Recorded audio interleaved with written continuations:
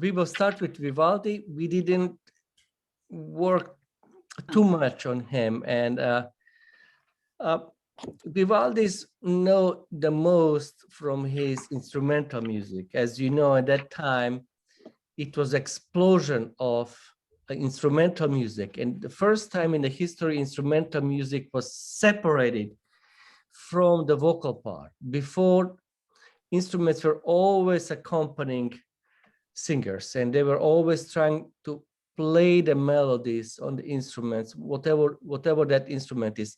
Except for dance, there are kind of many Renaissance dances. They were not based on vocal music, but that's not a big percentage.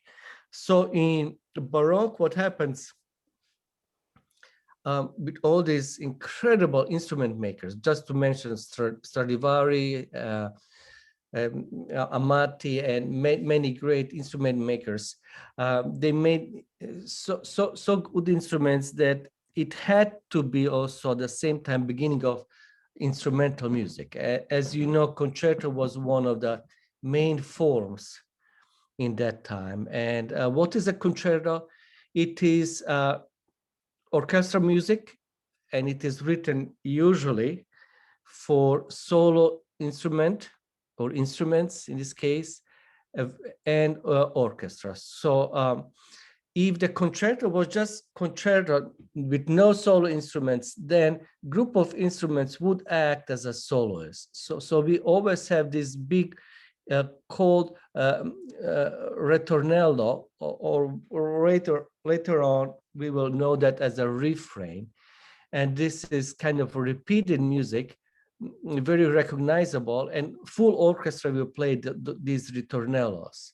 And then the soloists will break away. So it is kind of alternation between the solos and groups. So concerto is nothing else but sonata for orchestra. So this is kind of what you know.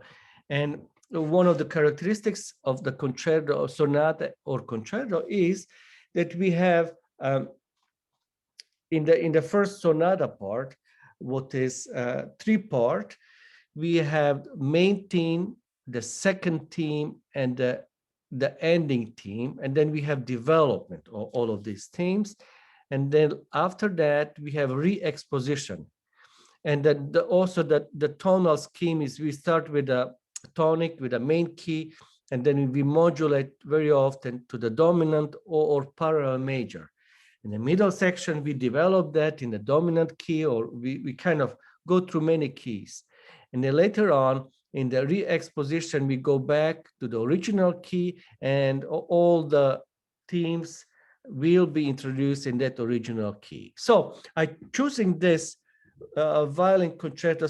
Scott, I don't know if you had a chance to find that recording with with the score too. Oh, great. Wonderful recording. So pay attention how he starts with the ritornello, and then he uses this instrument. And this is how the dynamic was done too. I just had one trumpet player ask, we played some Handel solo pieces. So there's not much dynamic in the instruments itself, separated from the texture. So the dynamic is mostly done with the texture. So instruments were not loud at that time. But when we had 15, 20 of them, and when they played together, so they were creating that louder sound because of the thicker texture. And when we had the contrasting section with the solo instruments, so just few of them would play. And also pay attention how Vivaldi uses also this called figured bass. So we have the solo instruments, nothing between the bass and instruments except continuo. Very often that would be a harpsichord, and composers would also play harpsichord and in the front of orchestra. And just to remind that time, still, they didn't have conductor. Conductor as a profession developed only in the Romantic period. And Franz Liszt was one of the first conductors, believe it or not. He was a big revolutionarist. So he was one of the conductors. Sometimes this is also a funny story how Baptiste Lully was also conductor and conducting with a big stick, and he hit his foot and he got infection and he died from that. So that's very hazardous, a kind of interest anecdote, but this is how the conductors manage to conduct, just beating that stick against the floor and keeping the rhythm. So conductors developed later on, and composers conducted from the harpsichord, filling those spots between the figure bass and the solo instruments. So this A minor concerto by Vivaldi is very similar in this. First of all, it's minor key, but has that very dramatic energy in it. It constantly develops. And with a Credo, I kind of want to draw parallels as much as I can. So you will hear how the melody is so separated from the bass. It is like two different forces. So pay attention to that, because in the Credo, it happens the same thing. So let's hear this concerto in A minor. This concerto was actually, it's a good choice. How do we know that? Because Bach also did make a transcription for organ based on this mix. So he really liked this concerto by Vivaldi. So let's hear it. So go ahead. And this is a full score. Go ahead. No, that's fine. Sorry. Thank you for interrupting me.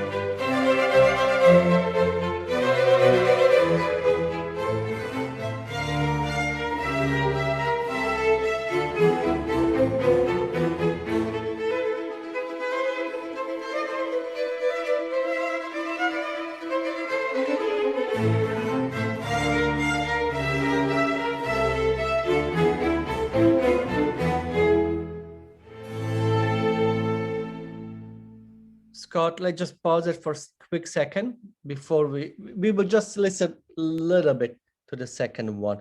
So incredible piece of music. Probably I failed to mention one thing, that one of the favorite features, and you heard that in that performance, that echo effect uh, comes from the tradition of the polychoral music. If you go ever to Venice, be sure that you go to St. Marco church.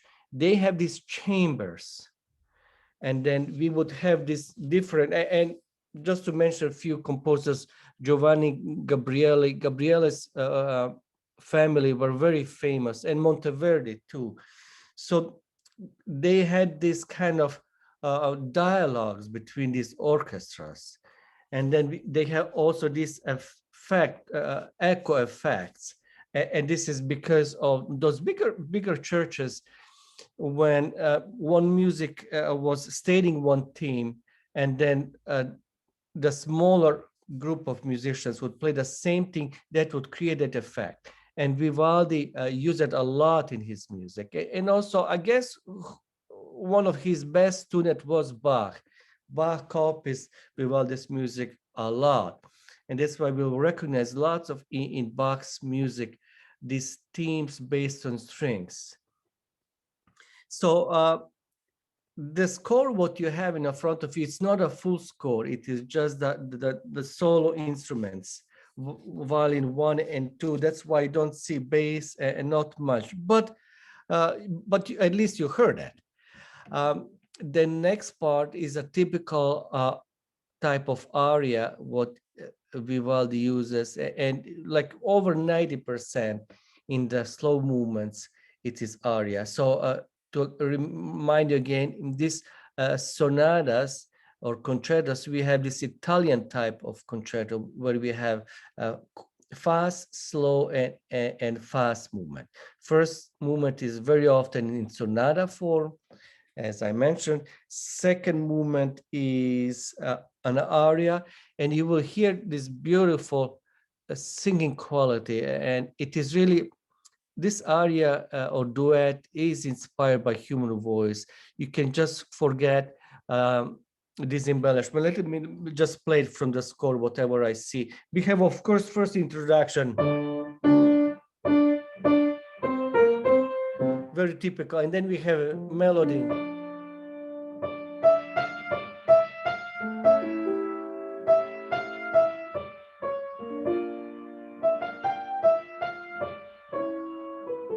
What could be simpler for singer translate like.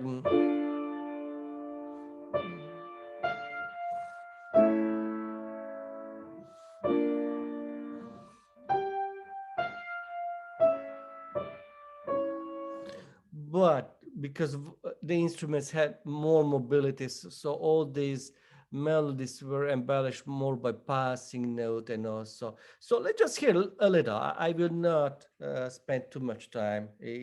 I love to, but go ahead, Scott.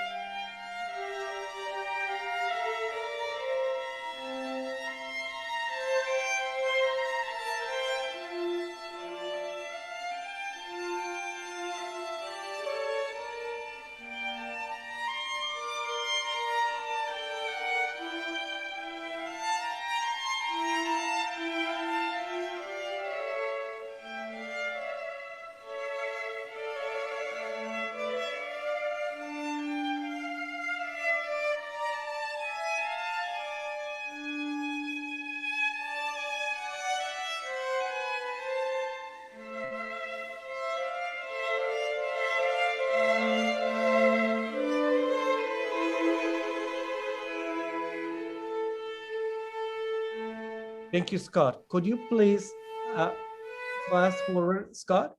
Could you please try to find a third movement? And as you do that, I will just speak a little bit about the third movement. Third movement is very often a rondo, which means that the same theme will appear at least 3 times in original key. Very often the third movements are Scott, just scroll it, and as you see the screen that changed to different texture, I think it's in a 3/4 two. You will maybe recognize that the third movement.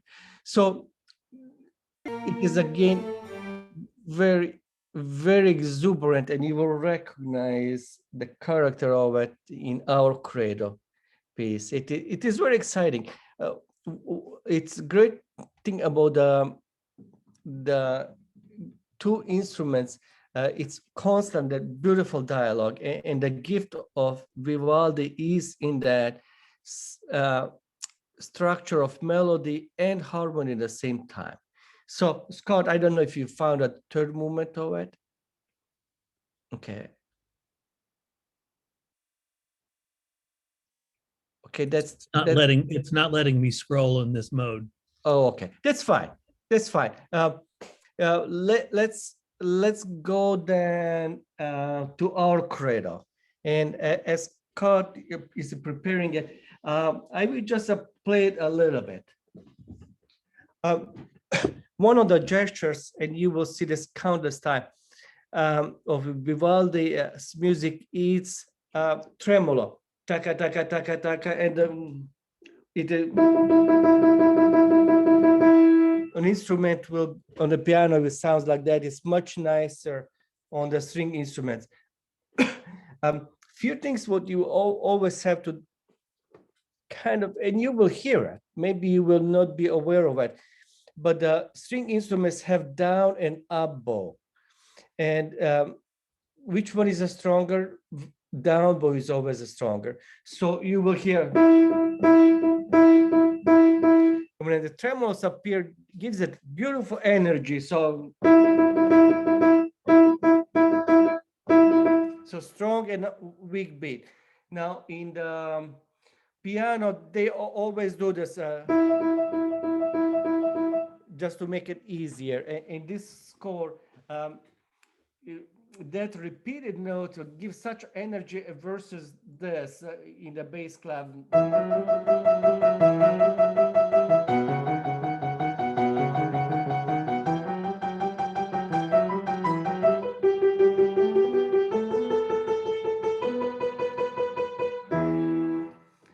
And it was such a typical introduction, how he prepares the entrance, and you cannot miss it. This is interesting. Listen how he tells you, okay.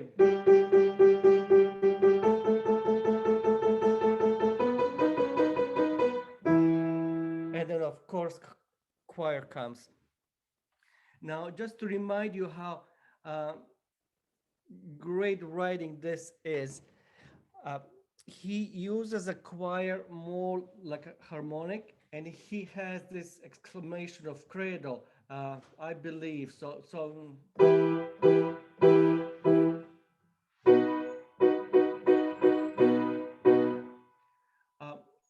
very often, for Vivaldi's language, it will be characteristic this sudden change of the keys with no any preparation. Very often composers will give a little bit cadenza. So they will go in minor key, and then if we would modulate in key of G major, but what he does, look at how he modulates so suddenly from measure 13 to 14. We have minor key, so, and the dominant of it, and then major dominant after that. What is a dominant for A major? And then we have his famous circle of fifths. And again,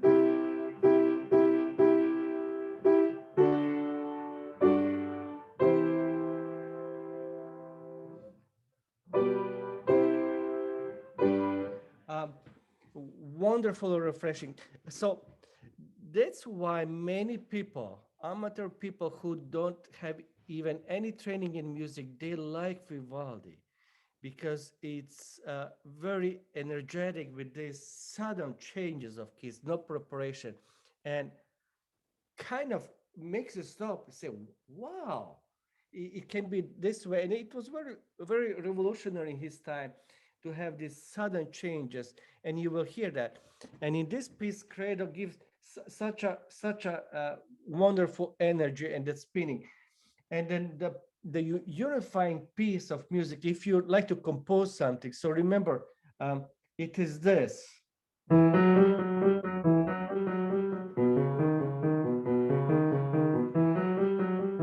Goes constantly on, always.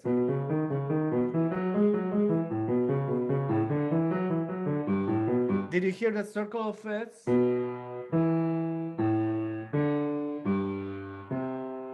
And the rule is in this circle of fifths, if you also pay close attention, the rule is you don't do more than three in this kind of, these are usually sequences and the traditional parts, so you don't do more than three.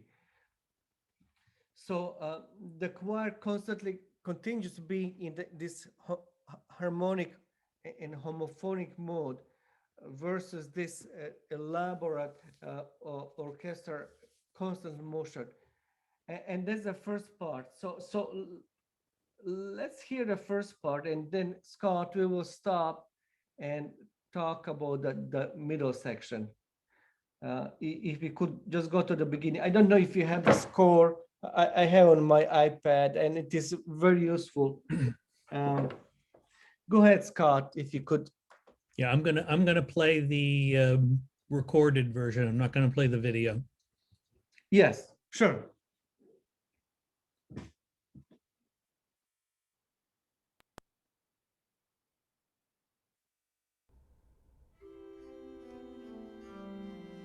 No, Scott, we are not doing Purcell. We are doing Vivaldi Credo. That is Vivaldi's Credo. No, that sounded like. Right. Because it didn't play the one I asked for. Yeah. One moment, okay. please. That's okay.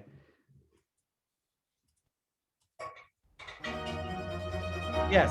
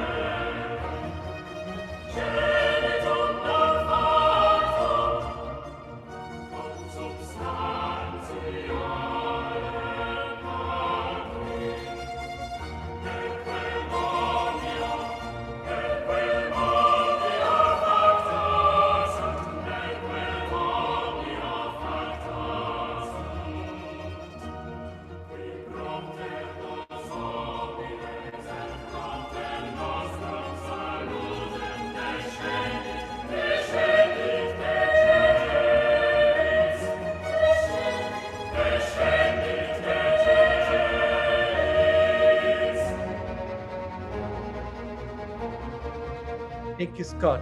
Could you please pause it? Excellent. It is So exciting piece. It is grabs you right from the beginning. So let's kind of imagine we are practicing this, and I can just hardly wait that to happen.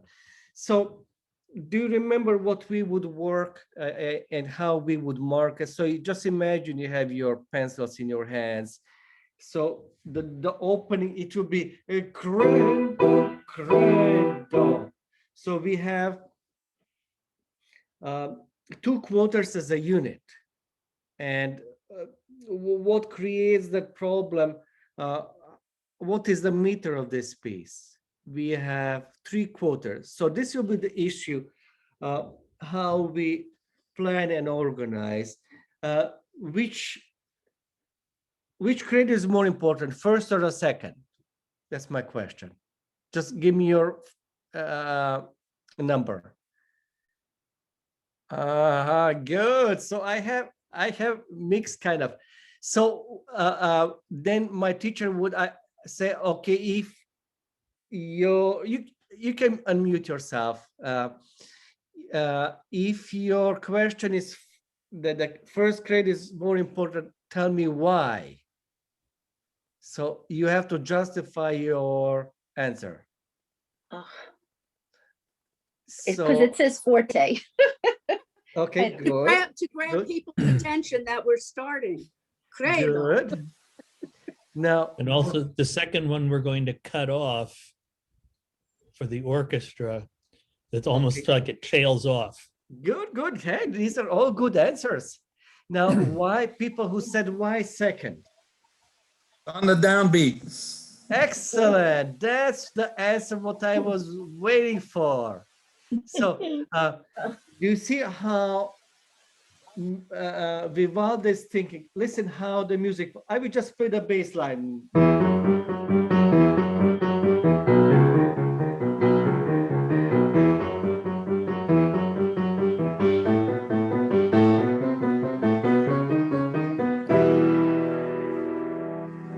So we arrived on a downbeat, and that's a strong beat. And then you don't want to interrupt and take away that importance of the first beat with doing credo louder than a downbeat. So it would be one credo, credo. Is that clear? So credo, credo. And then, so just to remind you, it will be totally opposite of this. My favorite.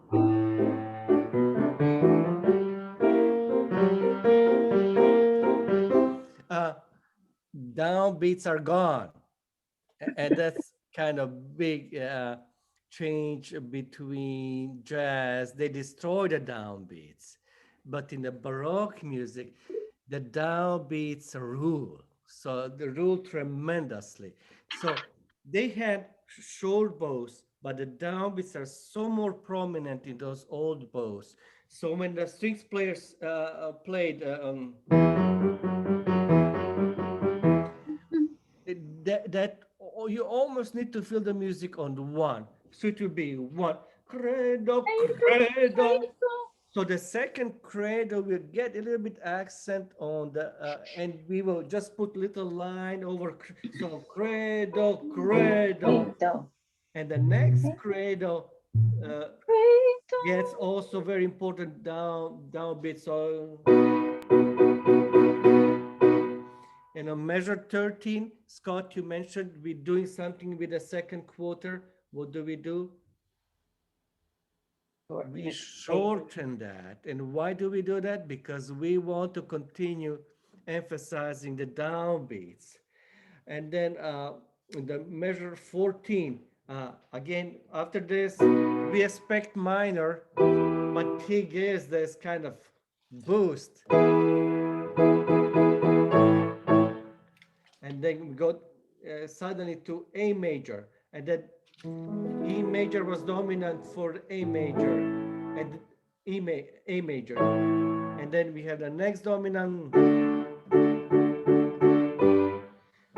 So my next question is, which is more important, measure 14 or measure 15? So give me your answers. Just give me number 4 or 5 with your hand. 5. Grace said 5. 5. Okay, we have 4. Good. So justify that. So be your best lawyer and tell me why 5 and not why not 4. People who said that 4, why is 4 more important than 5, or vice versa? Two quarter notes. It's also you're saying the name of God, and Oh, that's good. even I though like that. even though they're both starting on the downbeat, the first measure 14 just has the run of eighth notes, and then you're hitting Punctuating it. God really hard. The C sharp leads to the A. Okay, good. Now, what function is in a key of A major that E major? What function is that? What do we call? If I would play A major, and then what function will be E major? What degree is that in E major? 1, 2, 3, 4, 5th degree. How do we call that? Dominant. Aha. So what does it mean? Why do we call dominant 5th degree dominant? Because it dominates. It's the chord what builds the most tension. So I think I would, they're both good. I really like what Scott said. Measure 5 or 15. It's more important because God is mentioned. Very true. But we are not talking about a vocal composer. We are talking primarily about the instrumental composer, Antonio Vivaldi. And he was thinking more harmonically in his melodic writing than harmonically than melodically. So dominant it's called because it's built this tension.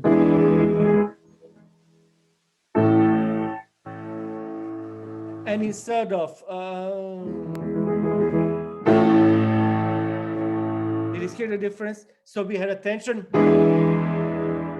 and resolve it. So it's not opposite. So dominants create more tension. So let me just play it. I think how Vivaldi wanted. Measure 14.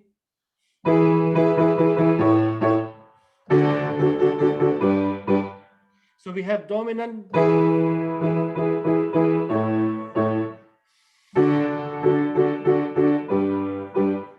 And then again, and then we go back. We not continue the sequence. So 14s appear from harmonic point of view having more tension. So therefore they will be a little bit louder. So let's move on. And I'd like to also just mention one thing. Where is it?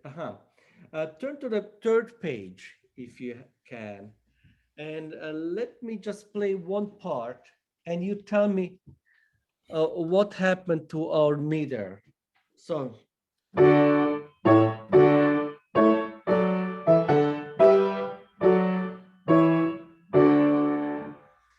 What happened to the last 2 measures on page 3? How do we call that? Somehow we lost our beat, we lost our downbeat, and kind of, it gives a little bit hope to jazz music later on. Think of Because we de-emphasize the downbeats. And in the Brahms loved a lot, and it's called hemiola. So when we go to the 2/4 pause music instead of 3/4, so we have 1 2 3 1 2 3 1 2 3 1 2 1 2 1 2 1, and that's so typical for Baroque and also dances. Creates that cadence more exciting towards end, and it breaks that monotony. 1 2.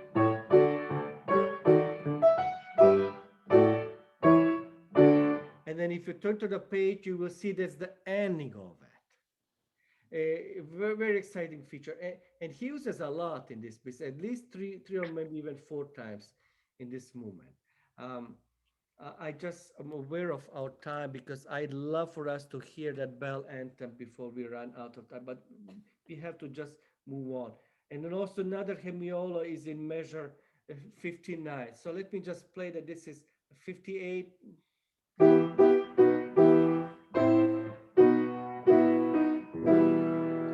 And measure 62, we have also troublemakers in alto section. They create, beside these hemiolas, they have that dissonant, what builds even more tension. So very, very typical. And the first piano, and when you see the bracket, in the bracket, any dynamics, that's not by composer. So it is just editor suggestions piano, and it is the last measure on page 5. And then very typical for let me just play that harmonic progression. This is last measure on page 5 to 6. Very typical.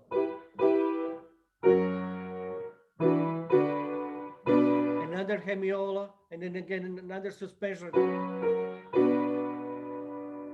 and then also end of that line, another hemiola.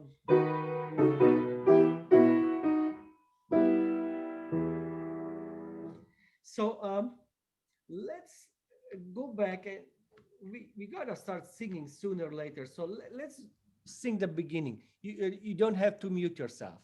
Just keep it unmuted, and we will try. So I will play from measure 7. So we want to hear the more important one, credo, credo, credo in unum Deum. So we always going towards the second measures, because that's where downbeat. And then what will happen, and it will give such a nice different energy from 14. Because this is a dominant, and then he kind of surprises us. So we will emphasize more the downbeats here. So let's try this small section. So we will do slightly slow. This is from measure 7.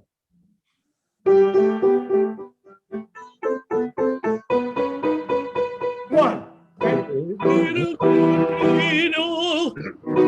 Credo in unum Deum, credo in unum Deum, Patrem omnipotentem, Patrem omnipotentem, Factorem Feli, Factorem Feli, Factorem Feli.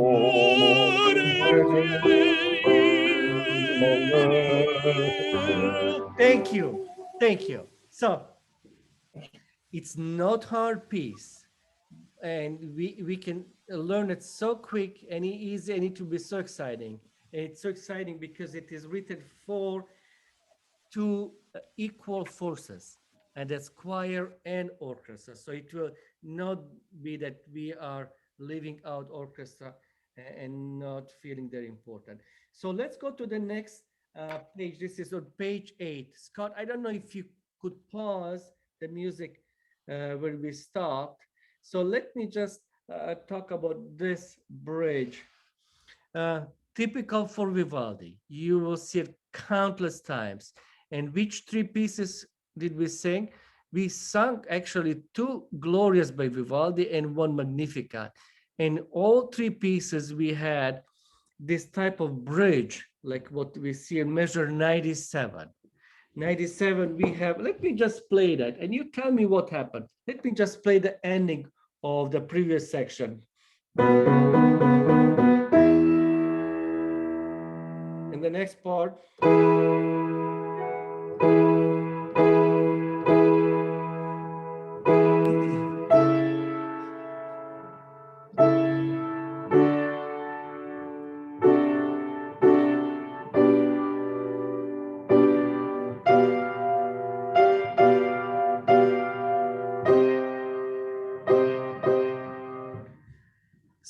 tell me, where was the surprising chord? Which measure was that? 103. Yes, exactly. One. Okay. First of all, we ended up a key of E minor, and the organ or harpsichord, we played a chord on the last chord. And then suddenly we have major after that. And of course, his famous circle of fifths. E major is a dominant for A major. And guess what? We are going there, A major. And then was the next chord. So from E major,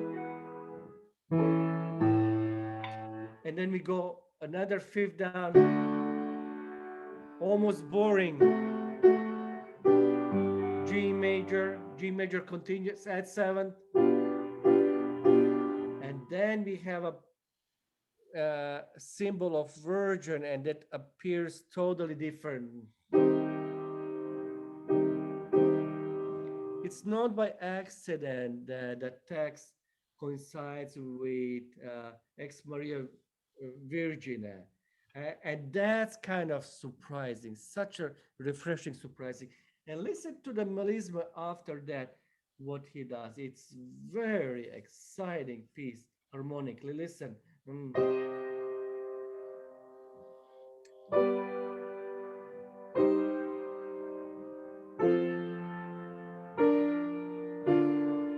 Another modulation.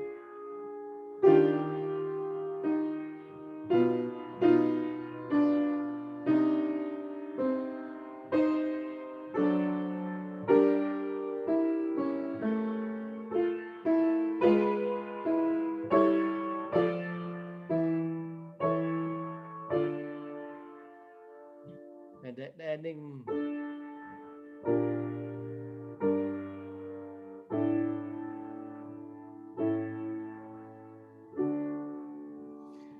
Did you see what he did? We have this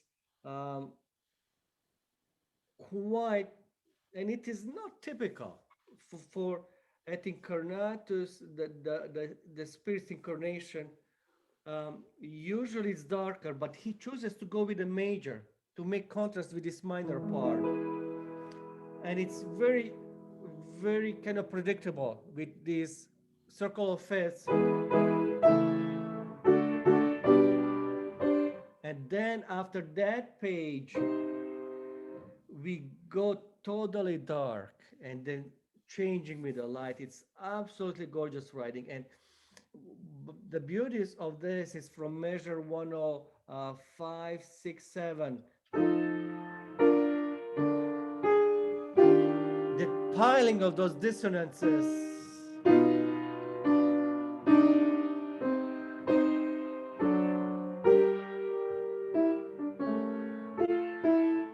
Surprise.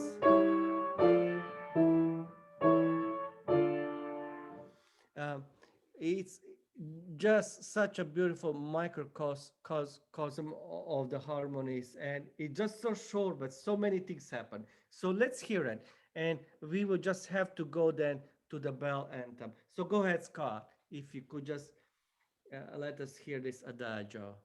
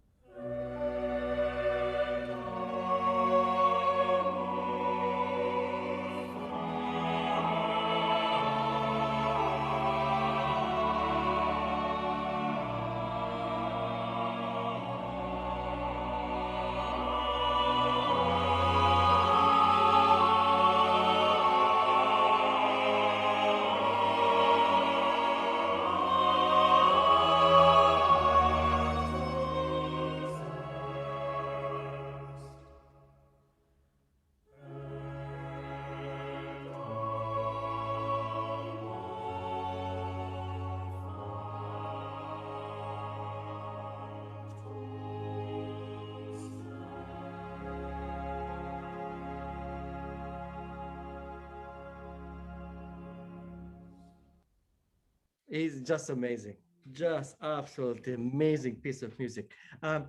We will go now to Purcell, a Bell Anthem, and you will right away know why is it called Bell Anthem.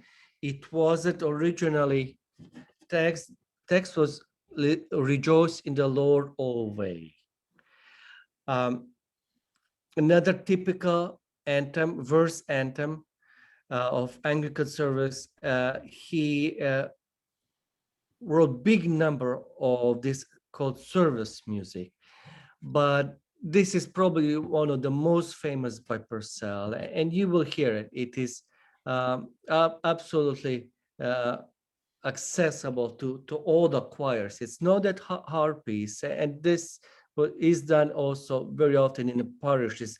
It is meant for cathedral, and it is meant for cathedral because it we have this string orchestral sections at the beginning, and then that will be repeated exactly the same.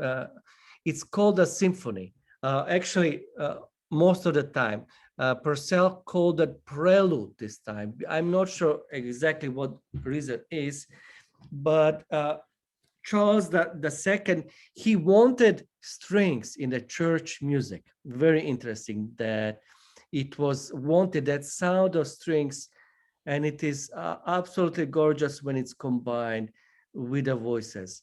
And then you will see, to me, kind of, I didn't give too often in my church music career to the choirs, actually this composition, because features little bit more the soloist in my taste, and not that much the choir, but certainly it is beautiful anthem. So you will see alternation, and you will know why it's called verse anthem, because we have these verses with the soloist and then verses with a choir, and a beautiful combination, and the strings are just beautiful writing, and very typical for England. The bells are such an important part of their culture, heritage, and church buildings. They're very famous for their bell peal, and you will hear this.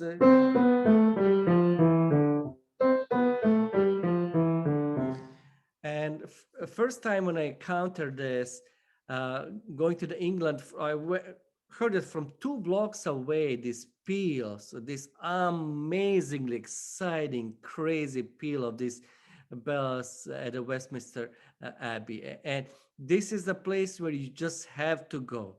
The tickets are probably expensive, they're around $40, but you have to see that place.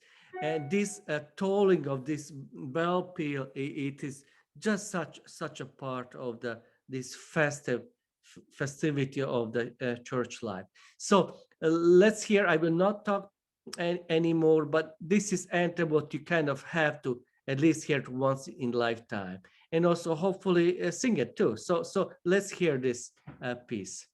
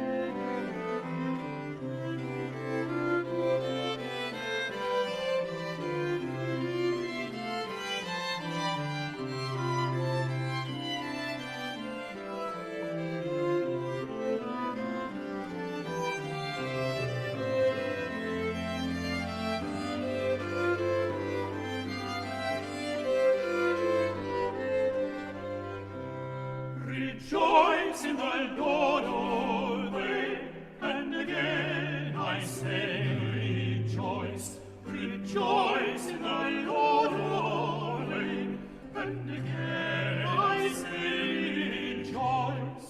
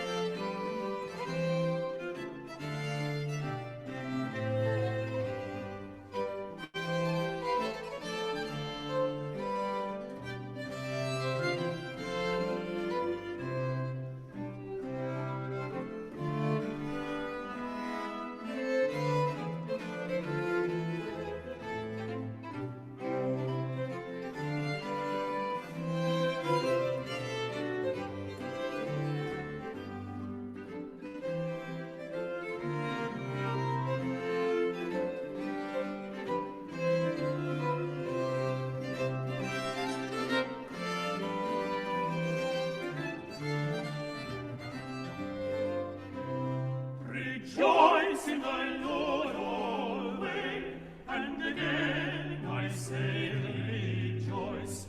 Rejoice in the Lord always, and again I say rejoice. Let your moderation be known unto all. Let your moderation be known unto all men. The Lord is at hand. The Lord is at hand. Rejoice in the Lord always, and again I say rejoice. Rejoice in the Lord always, and again I say rejoice. And again I say rejoice.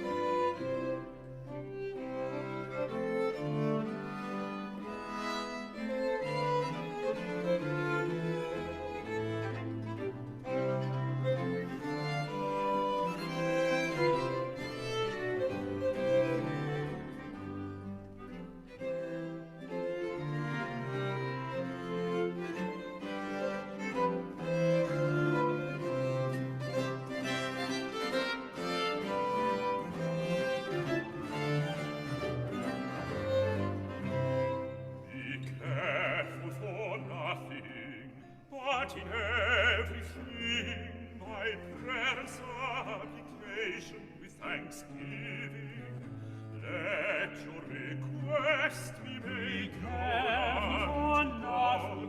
Be careful for nothing, but in everything, by prayer and supplication with thanksgiving, let your request be made known unto God, and the peace of God which passeth all understanding shall keep your hearts and minds through Jesus Christ our Lord. And the peace of God which passeth all understanding shall keep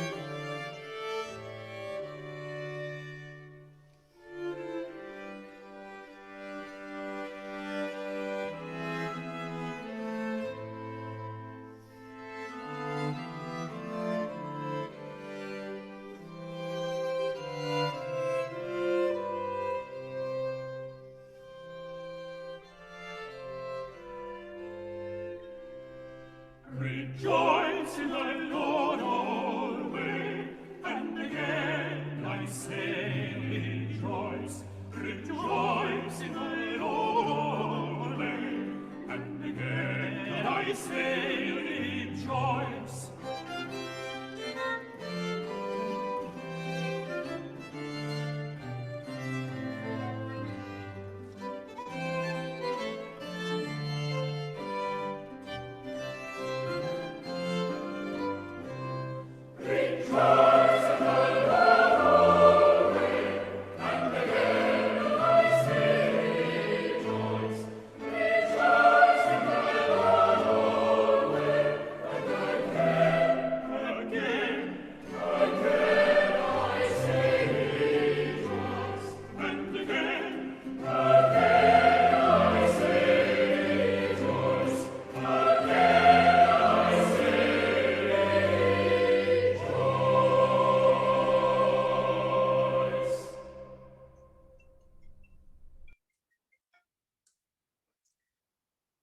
So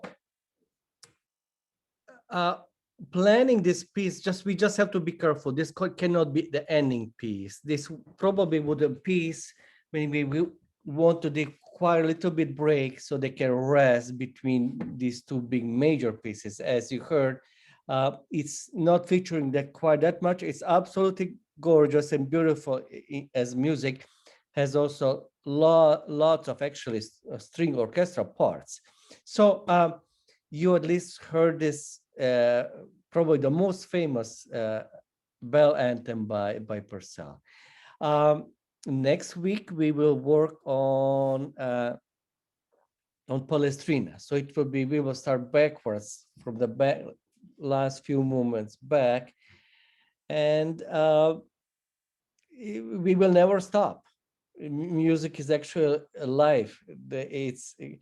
It's so rich. One lifetime is just so short to hear all these incredible works. And so we are getting now more and more sense for Purcell's language and also Vivaldi. And so next week, just do a little bit listening, and we will sing a little bit more the Palestrina's Missa Brevis.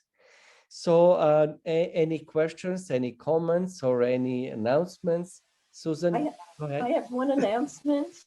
John Willard, thank you very much, John, has put together another survey for us. This one is to get a sense of who will be comfortable coming back under what conditions to sing in person, basically. We're trying to plan for next fall, and what pieces John Doerr chooses will depend partly on how many people anticipate being with us and all of that. So the survey will probably get to you around the end of this week. Please fill it out so that we can have John put it together for us and get a sense of where we're going and how we're getting there. So look for it in one of the many wonderful messages from Scott. Okay. I just have a comment that has nothing to do with anything. I don't know if anyone saw Sunday morning. I know it was Easter, but Sunday morning, there is an ex-Vatican choir member who has been painstakingly recreating the music of the Medici Chandor. And they had some pieces that were transposed and that they have done in the Vatican. They're absolutely gorgeous. So I just thought I'd throw that out there. Good, I will try to find them. Okay then. Radio station. Yes. It's CBS Sunday morning. Okay. In the meantime, I think we just need to practice in the shower. Okay. No, we can practice in your living room by the Oh, piano. yeah, but the shower, it sounds much better. Yeah, right. Sounds more like Immaculate Conception with all of that. Especially if you have one of these. It takes a long time to dry off the music though. Get yourself a nice waterproof stereo speaker like this, Bluetooth, and then you can play it right in the shower with you. That's great. Wow. Okay, thank you, You knew everybody. I'd have a gadget. So we don't have to shower with Thanks, Scott. everybody. Yes, Good to be see sure you all. you're still safe, still careful, but try to be enjoying this beautiful weather. It's coming. So Yes. Yes, yay, there you spring. go. Okay. Recording Wonderful seeing in. everybody. Good Bye. night, everybody. Bye.